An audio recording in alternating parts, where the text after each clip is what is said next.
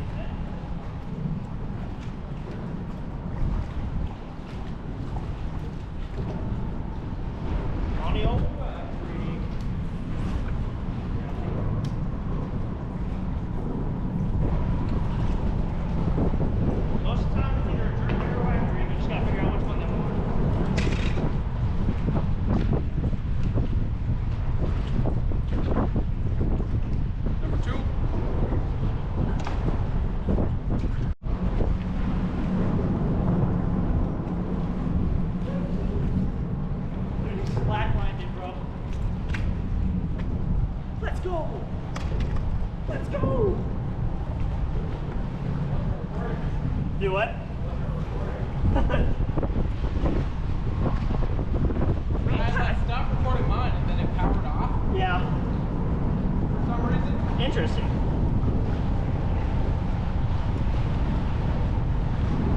Well, I watched him eat that. Yeah? Yeah. That was sick. I didn't actually think it was a bass, but I cast it at it anyway, because he was sitting like 3 feet down.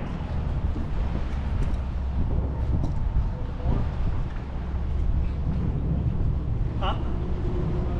Yeah. Good one on the jerkbait on the live scope.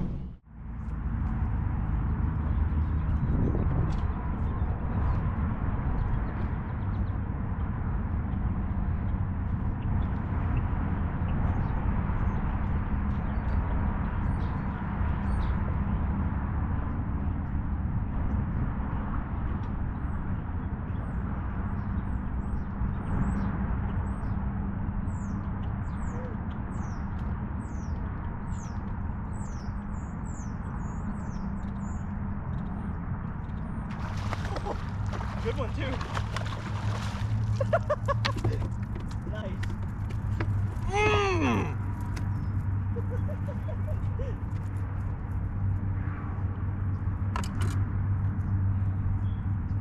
Just soaking the jig. What's up, everyone? Kind of a little midday update. We had about four or 5 hours to fish out here. Water temp currently is 58. It's been fluctuating a lot depending on where we're going, what part of the lake we're in. Yeah, so the fish you've seen us catch today, small one was on a black and blue Wacky rig on the bridge over there. I'm sure anyone that knows Lake Lewisville knows exactly where we're at. The fish you just saw me catch while Tristan was getting us snagged was on a little jig. There was a tournament out here, a high school tournament out here this weekend, and we came into the pocket where we figured that they would be releasing all their fish. Caught a fish doing that. Tristan live scoped one on a jerkbait, and then the other one was on the same jig on some rocks further down the lake. So really all we're doing is just targeting rocks on popular spots that we know we've caught fish on before, and just seeing how it goes. It's going pretty well for us so far.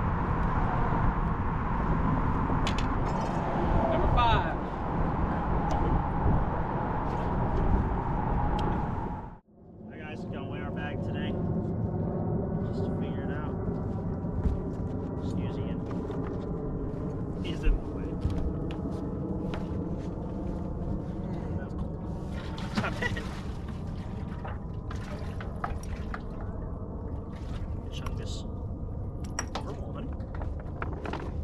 Yeah, it's a 4. We already got the big bass weighted. It was the first one we caught that Ian caught, the 447. Got a spotlight. 3-pounder. Oh, that bag is ripe.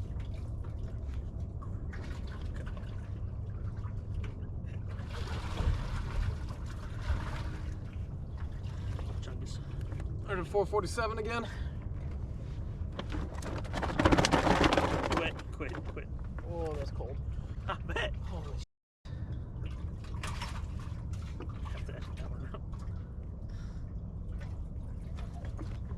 Okay. Squeaker. They don't like being in there with each other right now. Open your mouth. Quit.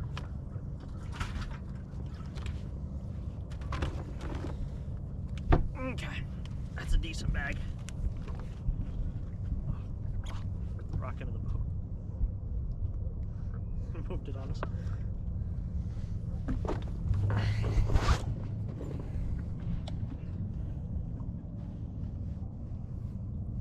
Scale is zeroed.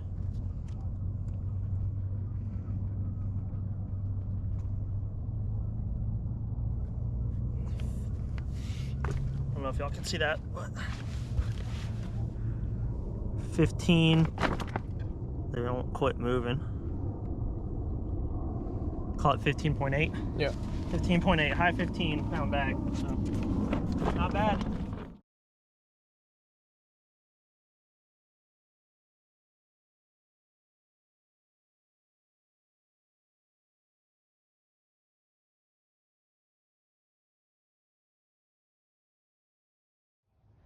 How's it going, everyone? Tristan here again. So as y'all saw, it was a pretty decent little day. I think we fished for about 3 or 4 hours and had almost 16 pounds on our best 5. So I just wanted to break down one setup for y'all, that the setup I caught my fish on. Ian broke down his jig setup and his wacky rig setup earlier.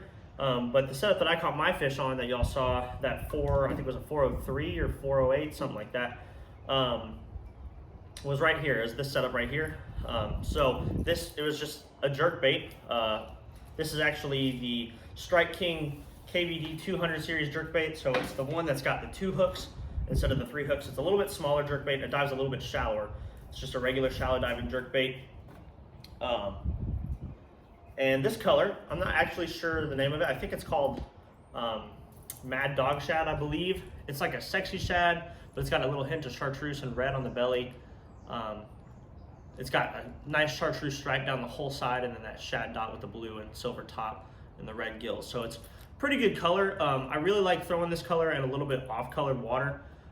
Super clear water, I tend to stay away from this color just because it is a little bit brighter. It's got a solid white body, and it's kind of got that chartreuse all over it. The only exception to that is if it's super cloudy. Sometimes I'll throw it in clean water, but for the most part in clean water, I'm throwing a translucent, like a sexy ghost minnow or a sexy shad, like a translucent sexy shad, or IU, something like that that's got a little bit of translucent body. Just because that seems to be a little more natural in super clear water, especially when the sun's out. But anytime I have clouds or kind of off-colored water, I'm throwing something like this with a more solid base. I switched the stock hooks out on this bait to the Mustad KVD Elite trebles. These are actually the round bends. Most of my treble hook baits, I use the Elite triple grips, the short shanks. But for jerk baits, these baits are all about balance.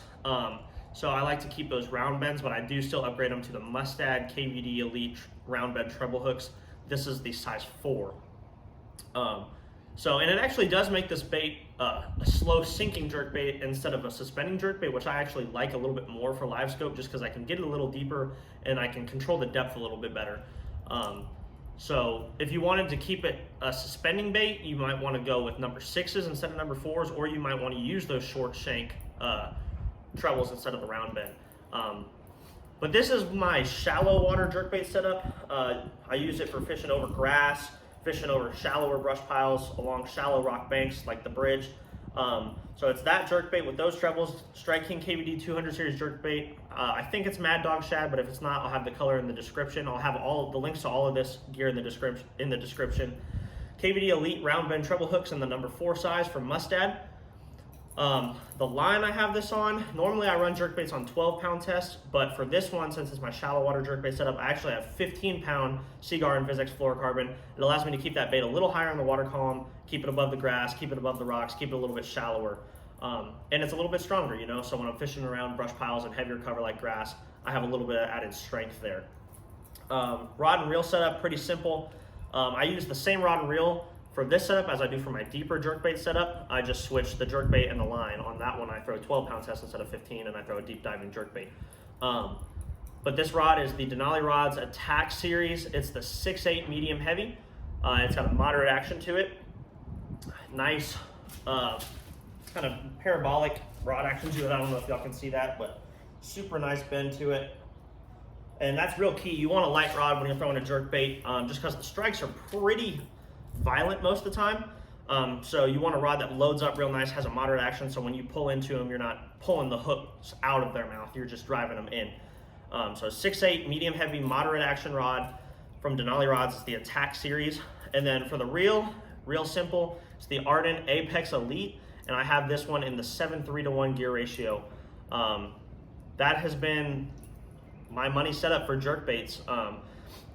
Pretty simple. The 7:3 gear ratio reel it's a little bit faster. I like a little bit faster reel for jerkbaits just because you're never really moving the jerkbait with your reel.